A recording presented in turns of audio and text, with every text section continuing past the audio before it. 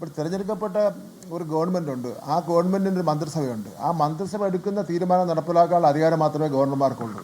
അല്ല ഗവർണർക്ക് DGP വിളിച്ചു വരുത്തുവാനും വൈസ് ചാൻസലർ വിളിച്ചു വരുത്തുവാനും ഈ വൈസ് ചാൻസലറിൻ്റെ പിന്നെ ചാൻസലർ എന്നൊക്കെ ഉള്ള പദവിയുണ്ടല്ലോ, അതെല്ലാം ഒരു ഓർണമെൻറ്റിൻ്റെ പദവിയാണല്ലോ, എക്സിക്യൂട്ടീവ് അധികാരമുള്ള പദവിയല്ലല്ലോ. അപ്പം അതുകൊണ്ട് പിന്നെ അങ്ങനെയൊന്നും തിരഞ്ഞെടുക്കപ്പെട്ട ഗവൺമെൻറ്റിനോട് ഏറ്റുമുട്ടാൻ വരുന്നത് ഗുണകരമല്ല. അത് ഇന്ത്യൻ ജനാധിപത്യത്തിൽ പറഞ്ഞിട്ടുള്ളതല്ല, ഇന്ത്യൻ ഭരണഘടനയെ പറഞ്ഞിട്ടുള്ളതല്ല. മുഖ്യമന്ത്രിയുടെ അധികാരം, മന്ത്രിമാരുടെ അധികാരം, പിന്നെ ഇതിനധികം പറഞ്ഞ പഞ്ചായത്ത് മെമ്പർ അധികാരം പോലും നിർവഹിച്ചിട്ടുണ്ട് അവിടെ.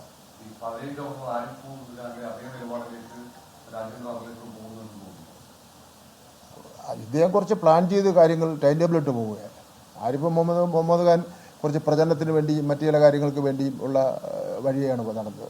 അദ്ദേഹം കുറച്ചുകൂടെ ശ്രദ്ധിച്ച് പ്ലാൻ ചെയ്ത് കേരളം പിടിച്ചെടുക്കാമെന്നുള്ള മട്ടിൽ ആണ് ഇറങ്ങിയിരിക്കുന്നത്.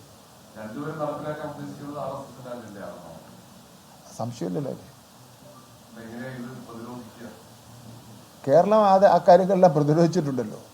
പ്രതിരോധത്തിൻ്റെ ഫലമായിട്ടല്ലേ BJPയുടെ അവസാനം ഉണ്ടായിരുന്ന ഒരു സീറ്റും അവർ അക്കൗണ്ട് ക്ലോസ് ചെയ്തത്.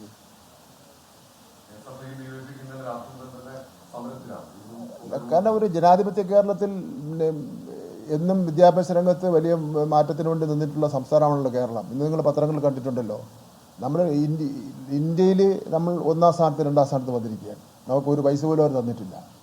ഇന്ത്യയിൽ നമ്മൾ 1-2 സ്ഥാനത്ത് വന്നിരിക്കുകയാണ്. അത് നമ്മൾ നടത്തിയിട്ടുള്ള പരിശ്രമമാണ്.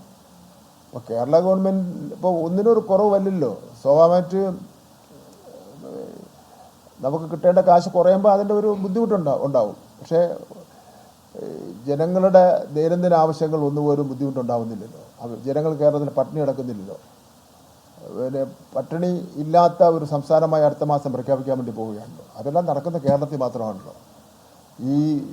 ഈ BJP ഗവർണർമാരെല്ലാം ജനിച്ചു വളർന്ന നാട്ടിലും അവർ ഗവർണർമാരിരുന്ന മറ്റ് സംസ്ഥാനങ്ങളിൽ എന്താ സ്ഥിതി? പട്ടിണിയുടെയും തൊഴിലില്ലായ്മയുടെയും വിദ്യാഭ്യാസത്തിനും സ്ഥിതി എന്താ? ഇവരെല്ലാം ഇരുന്ന സംസ്ഥാനങ്ങളിൽ വാരിക്കോരി കൊടുത്തല്ലോ കാശ് വിദ്യാഭ്യാസത്തിന് വേണ്ടി. അവിടെ എന്തെങ്കിലും റിസൾട്ട് ഉണ്ടായോ? ഒരു റിസൾട്ട് ഉണ്ടായിട്ടില്ല.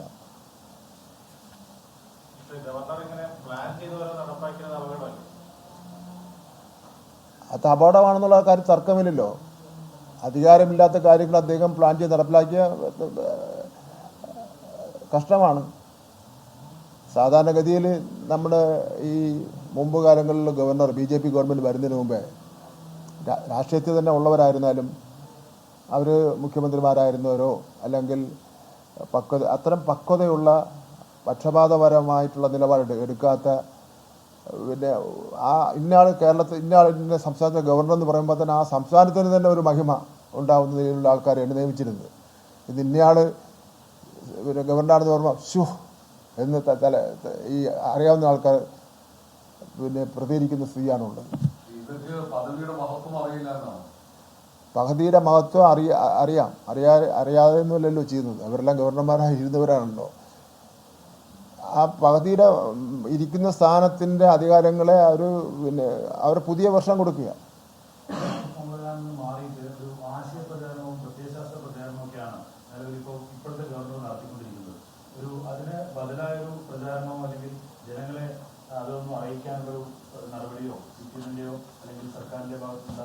ഗവൺമെൻറ് കാര്യമായിട്ട് ഈ കാര്യങ്ങളെ സംബന്ധിച്ച് ജനങ്ങളെ അറിയിച്ചുകൊണ്ടിരിക്കുക തന്നെയാണ്.